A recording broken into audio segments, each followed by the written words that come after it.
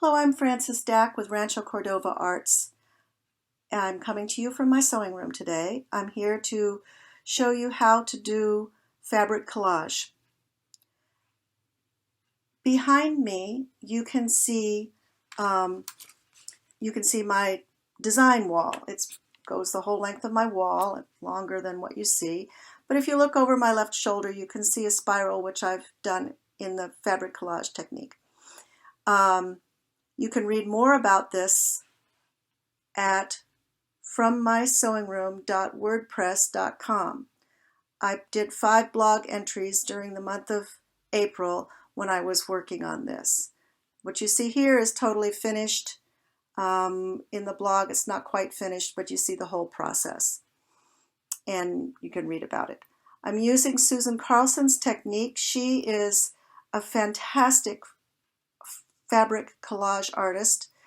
And you can read and look at her blog and her just her whole website and all the wonderful things that she does at susancarlson.com, including a 22-foot long alligator. It's life size. So now I'm going to try and take you with my laptop here around the room to show you my supplies that are necessary. Okay, so we have here a foam board. Let's see. Foam board. That's this right here. Just as a base to work on. Sorry, it's not. There we go. That's a little bit better. Okay, we have a pencil. We have somewhere there should be a Sharpie. Oops, it disappeared under there. There it is. There's my Sharpie. I have an array of scissors for various different things. This is a purple thing. You don't really need a purple thing, but it's nice to have a little skinny tool. I like this one especially. It's tweezers, long tweezers. You need pins. You need tacky glue. Aleene's Original Tacky Glue. That's really important. Okay. And this paper here, this paper is freezer paper. Okay. Now I'm going to show you my pad, which is a pile of material. Okay. I've got blacks, whites, a few grays, yellows, oranges. That's about it. And here are some shears, a bag of different shears, tool and things like that. And you need a base fabric. This is my base fabric that I'm going to use right here. Okay. Hi, so we're here. I'm set up. I think I forgot to mention freezer paper was one of our supplies. You can use it or not. If you want to free-form draw on your base fabric, then you don't need the freezer paper. I free-formed drawing the spiral. I'm doing a D this time, and I wanted it to be pretty nice. So I had a piece of freezer paper here that I drew with my pencil until I liked my D. Then I cut out the D. And after I cut out the D, the thing about freezer paper is that there's a dull side that you can draw on, and then there's a shiny side that's smooth and shiny.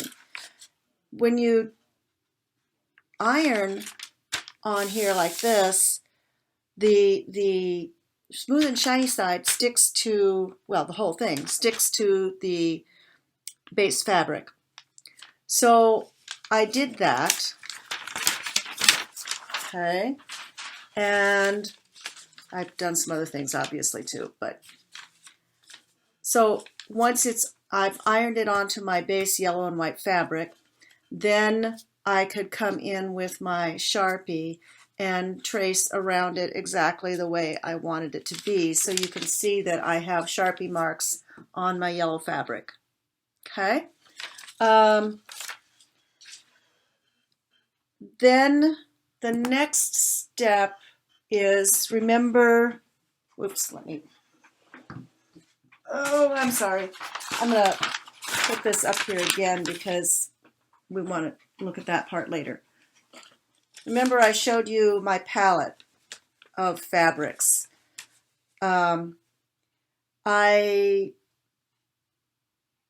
This is like tubes of paint, okay? So then an artist, a painter, will take his tubes of paint and squirt them out onto his palette. All right, so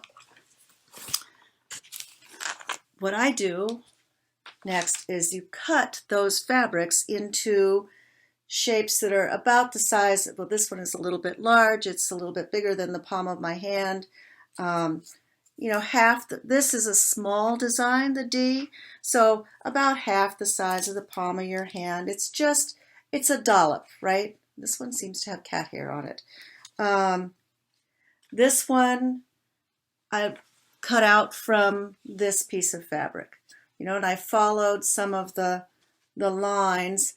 I didn't want the yellow as much as I wanted the grays in there, so I cut specifically that color out.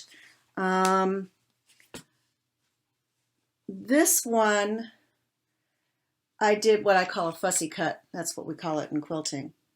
So here I have a dragon's head. This is a fantastic fabric. You know, as I go through these fabrics, I go, oh, I remember when I made a quilt out of this. All right. Later on, we'll be using some really fussy cut pieces like that. Let's see. This fabric, well, let me just show you here. I don't want the pink and the green so much, so I'm going to cut out the orange and the yellow because that's in my color scheme.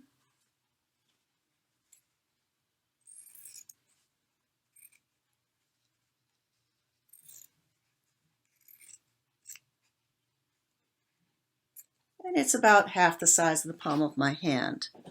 All right. Let's see. I cut out some of this polka dot fabric. Here's one of the polka dot fabrics that I did. All right. Just kind of an odd shape. Sometimes the fabric talks to you and says, cut me out in this shape. Sometimes you just have to invent it. I'm doing curves. Like I like this one specifically because it has these curves which are kind of similar to the curve in the D. So I might pick out one of these and cut around it kind of loosely because I can, it's kind of like a rough cut, all right? Then we can work on fine-tuning that later, which would be a little bit more like using the paintbrush, right? Like that. But it's also, I might want it to blend some, so the gray is going to help me blend into an area. Let's see.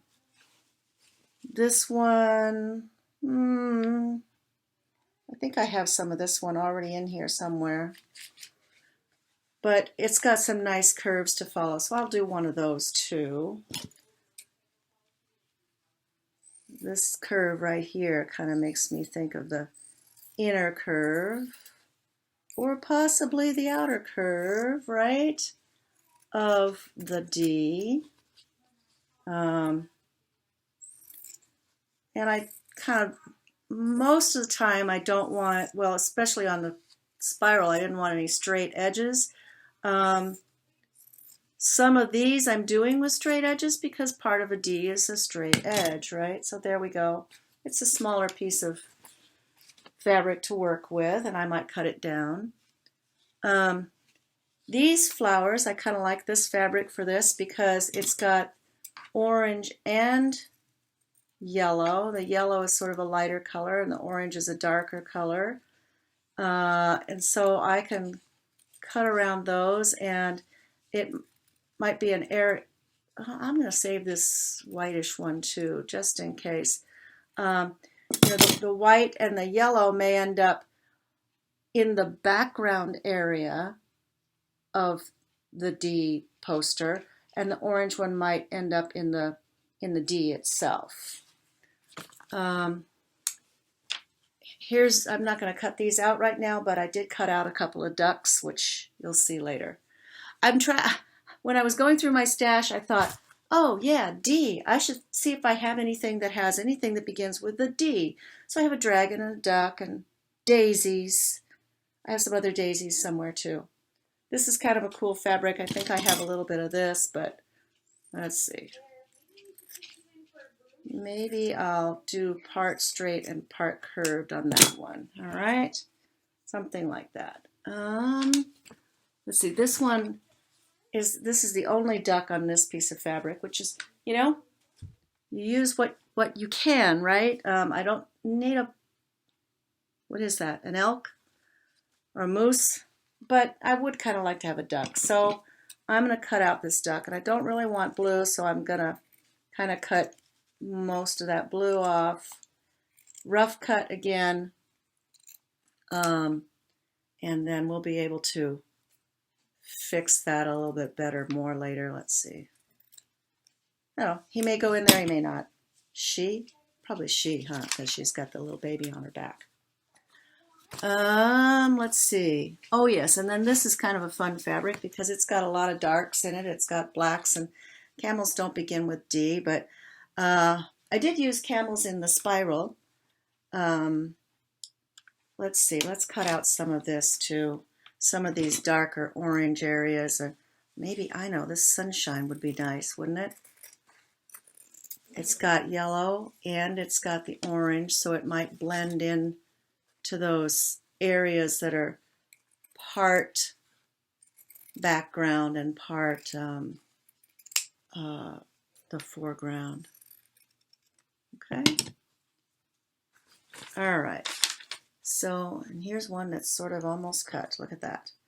All right. So that's kind of how that goes. So I'm going to put this, now I have my palette up here.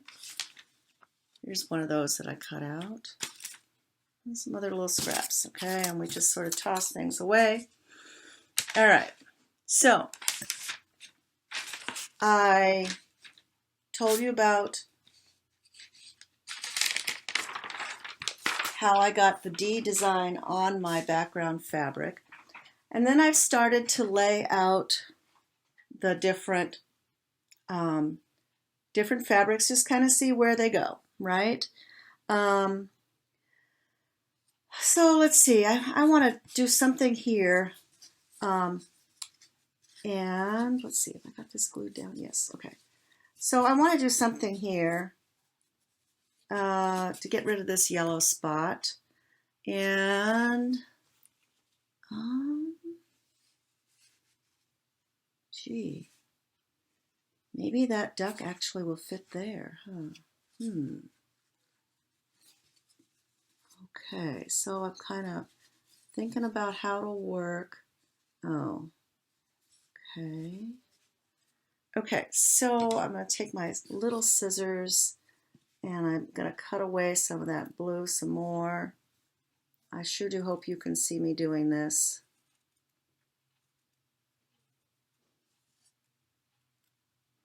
And I want this to be a little bit curvy here rather than quite so straight.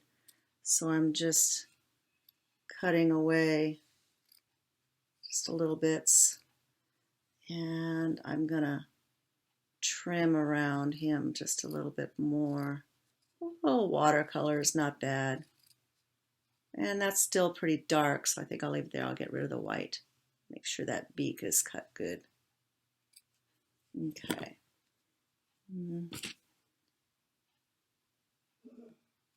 There.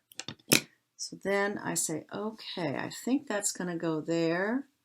And I'm going to tuck it underneath. You can see I've got this one pinned. And now I can pin that. Is that a wood duck? I don't know. Okay. So I'm working up this way. I have things pinned if I'm not sure I really like it there. This is obviously too long under there, so I'm going to snip some of that off. And then, oh, I snipped off too much. Look at that. I wanted this, I don't know if this is really an antelope, but I'm calling it a deer. Well, I had it so it fit there. Now I have to finagle it so it fits again. Oh well. Okay, that'll work. I threw that pin down. It disappeared. Okay.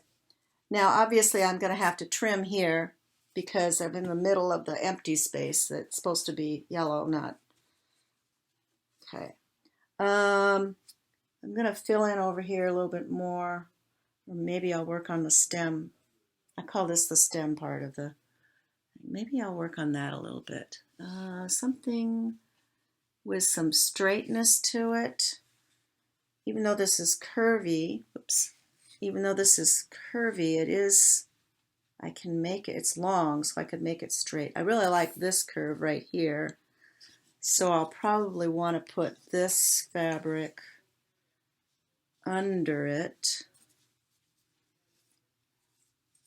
like that. Because I want my D to be all in the darks, mostly blacks with a little bit of oranginess to it. And I thought I'd have mostly the really dark blacks and stuff at the bottom and then work up into more of the oranges up here. So I think this part here is going to need some more orange. I'm going to trim away here. Let's see. Kind of look and see where it goes. Pull that back and then I can trim.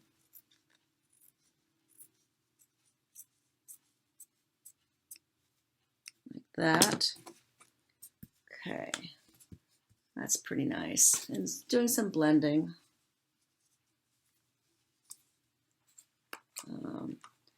And 2 pins per piece, then it holds it steady, otherwise it'll rotate some.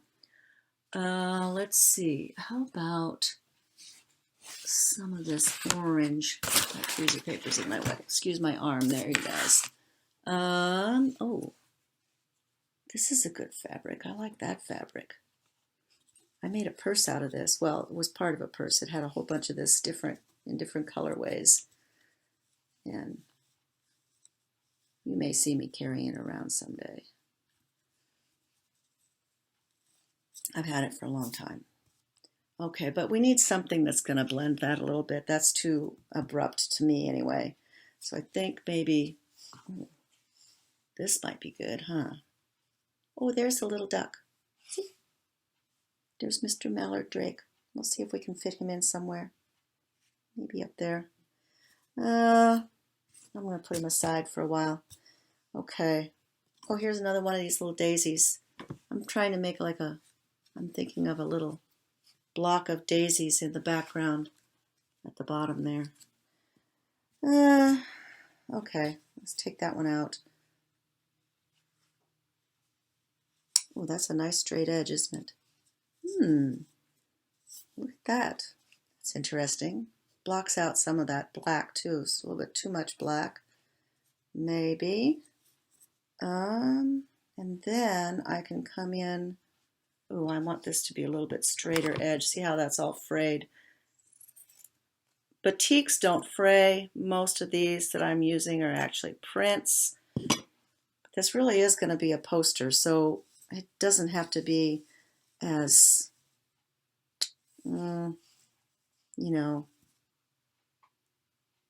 precise as, you might not think that the spiral was precise, but that's a little bit more precise, I guess. Oh, oops, I did remember why I put that there. I put this one here because it fits so nicely. Can you see that? Yes.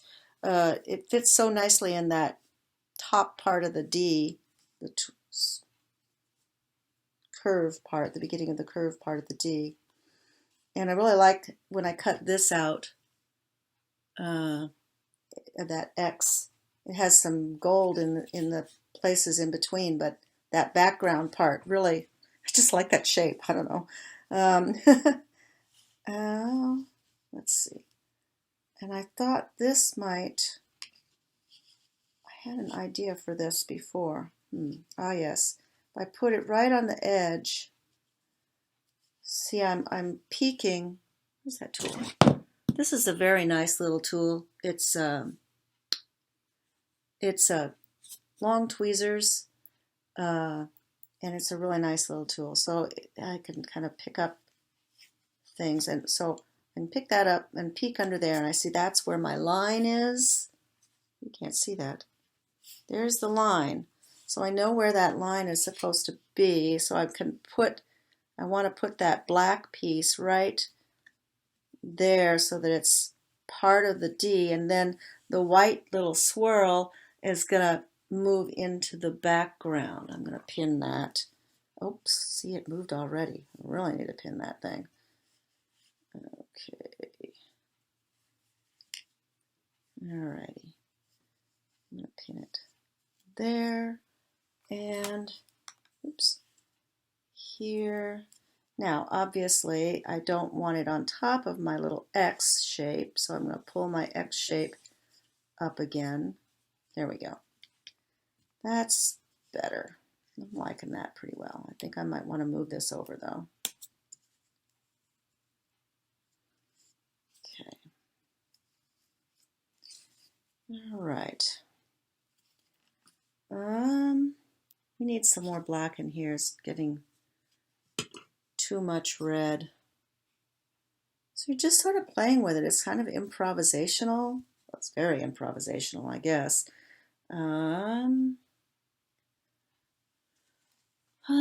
Let's see. Oh yeah, I like this part. I wonder, there's some larger pieces of that somewhere. Oops, here's my fussy cut. These are some of my other little fussy cut things that I've a little bit, here they are. See, they're a little details that I'm going to add in later. There's another one of those flowers. What do you think?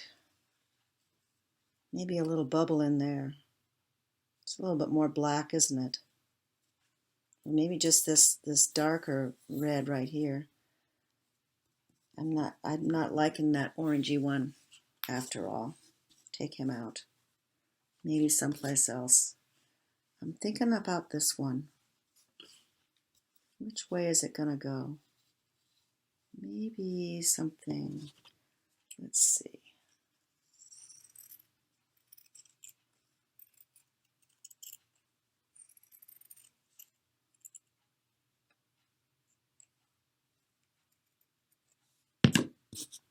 Ooh, that's a really interesting little pokey part I got there, isn't it?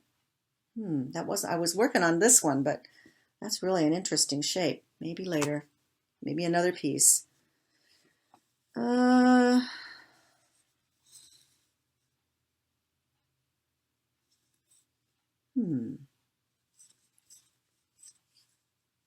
yeah. Okay. I kind of like that.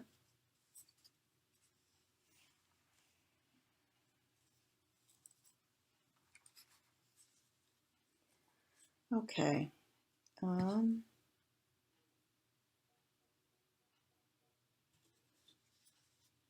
think I want to move back into some grays and blacks.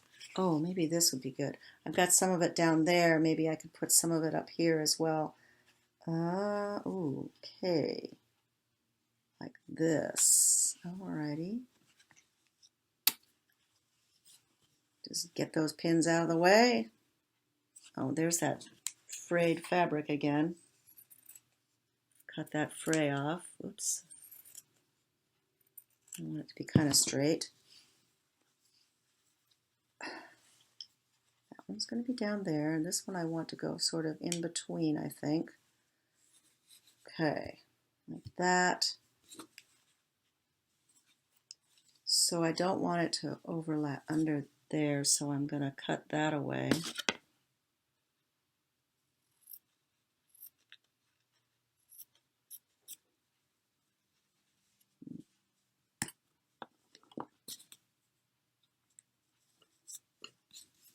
Just a tiny bit more cut away there. There, that'll work. And I don't know how far I want to, I wonder if this X will look good on top of there. Yeah, that's not bad at all.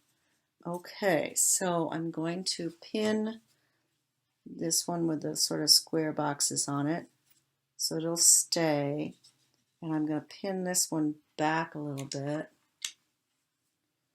So then I can come in and look at my line and cut this a little. Actually, I'm going to cut it a little bit. I'm going to use my bigger scissors. Cut it a little bit bigger than what's necessary because I'll trim it later. Okay. Okay. Okay, so now I want to show you some gluing. So you can see how you kind of play with these things, see how they are, and then when you like them, you can glue. And even after gluing, you can pull it up. It doesn't, you know, it's possible. Okay, here's my glue. I find that if I store my glue in sort of a, just like that instead of like that, then I don't have problems with getting it to run out when I want it to run out. So you have to find, I also keep my cap and the glue. You see that? No, oops. I keep my cap and the glue in a little saucer thing here so that I don't lose the cap because you don't want to lose that. And it also keeps it kind of in a downward position like I was just saying. So you pick the piece that's on the bottom to glue first. So I'm going to move my pins a little bit because this one is on the bottom. That one's already glued. See? Okay, so I can just leave it there. We can have multiple layers of fabric, not a big deal. You just smear just a tiny bit on there and smear it around with the tip. Sometimes you have to do it with your fingers, but it's okay. Sometimes you get goopy. A little bit there, smear it around a little bit. It just tacks it down. Okay, alrighty, then this part, okay, I'm going to do this part back here where it's not going to get in the way of that yet because that has, the darker black has to be glued down yet too. Just smearing it around just a little bit. Hopefully you can see that and pat it down. Okay. All right, so now I want this one to be on top. This one is going to go under it, but this one with the stripes is even under that. So that'll be the next one. And just hold things back with my fingers. Put a little glue here. Now it's on the yellow, so I think you can see it smearing around there. And pat it down. This one is next, so I'm going to do it. I'm going to do it over here, sort of. That's going to hold both the stripy and the more solid black. And then I can put a little, oops, a little bit more there. And that section is, well, you got to make sure it gets down there. But anyhow, that section is kind of ready. All right. So I'm going to move into this red section. Okay, so I know that this sort of one with the plaid lines, or grid lines, I guess they are. See, that one's glued down, so I can get that pin out of my way. Okay. So I'm gonna, since this has got two sort of wings, I'm gonna do each one. A little bit of glue, smear it around, pat it down. Okay, now this part, maybe I don't want to glue that yet because it's way over the line of the edge of the D, so I won't do that part, but I will do, okay, here's my, I'm just going to have to take that off and put it back on. I'm going to do over here, up here on this red piece with my glue. And then pat it down. Get rid of that string. Who needs that? There we go. Okay, now now I have to recreate this. Okay. No. Oh yeah. So I have to rethink it. I'm not sure if that's exactly how I had it before. Which way looks best? Maybe that's how it was. Looking at it from the bottom of the D, I'm doing this from the top of the D, so I'm a little upside down. It almost looks like a helmet shape or something. Okay, so actually the black with the squares goes under it, so I'm going to do that. Yep, that's glued down. Okay, so I'll take my Aleene's original tacky glue, smear it around a little bit. I'm smearing it on the red and the yellow base, and then I can just hold that down, and then I can do the red one here.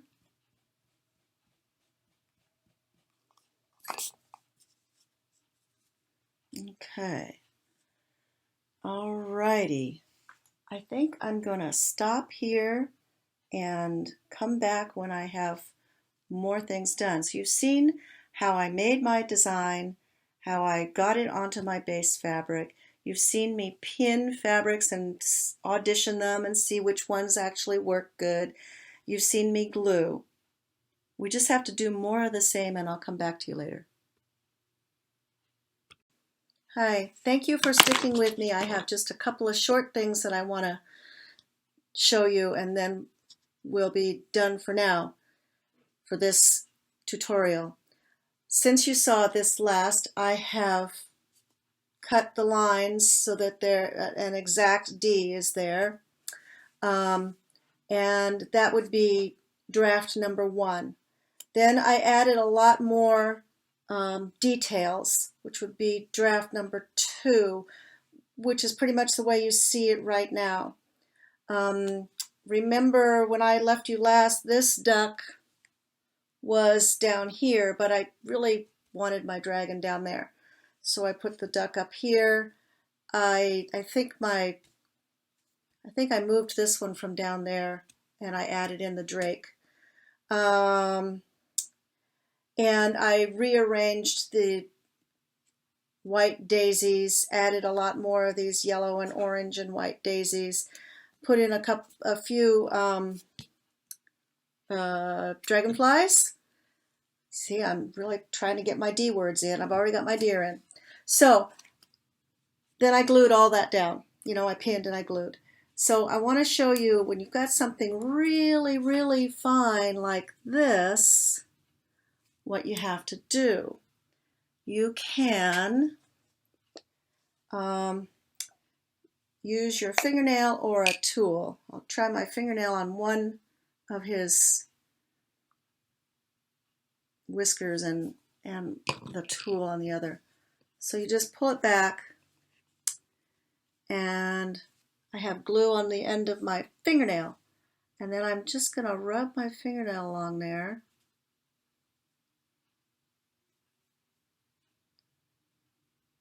Like that. And then press it down. So the other way to do it is you pick a tool of some kind. This is a quilter's tool called the Purple Thing. It's really called the Purple Thing. You probably can't see that there, but it says the Purple Thing. And it's got a perfect little 1/4 inch right square on the end. And then it's got this little pointy thing. I find it pretty good for this. So I put a little glue on there. I pull his little whisker or whatever that thing is back, and I'm just going to do basically the same thing where I cover it. In this case, I have the feeling my fingernail worked better.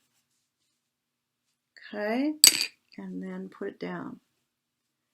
Now, we're almost to the stage where this could be layered up and quilted. When I say layered up, that's the top, which is what I've been working on, the batting, which is the soft part of a quilt, and the backing fabric. That's the 3 layers of a quilt, and then you stitch through all of them. That's the quilting stitches. This, you see that there are loose places everywhere. There's lots of loose edges. You can't quilt like that. So you would have to glue, like I did with these long whiskers. Maybe that's his smoke, his flames. Anyway, you'd have to do it everywhere and make sure all those edges are down. That's too much for me, I'm sorry. So, the fourth layer in this case is tulle, which is a sheer. So there's, while you were gone, oh, here are my shears.